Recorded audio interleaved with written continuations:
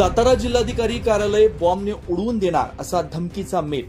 आज दुपारी 3:15 जिल्हाधिकारी कार्यालय उडवून देणार असल्याचा चेन्नईच्या अज्ञाताकडून धमकीचा मेल आलाय अशी सूत्रांची माहिती आहे। पोलिसांचे श्वान पथक बॉम्ब स्क्वॉड पथकाकडून जिल्हाधिकारी कार्यालयाची तपासणी सुरू आहे। जिल्हाधिकारी कार्यालयातील सर्व दुचाकी चारचाकी गाड्या जिल्हाधिकारी कार्यालयामधून बाहेर काढण्यात आल्या।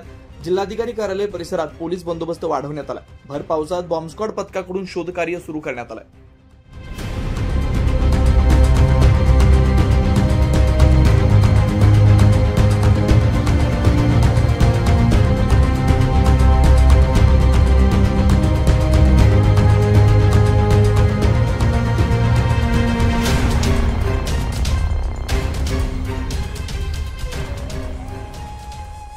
अशाच नवनवीन अपडेट्ससाठी आमच्या खबर गावाकडच्या या चॅनेलला सबस्क्राइब करा। आमचे व्हिडिओ लाईक करा आणि शेअर करा।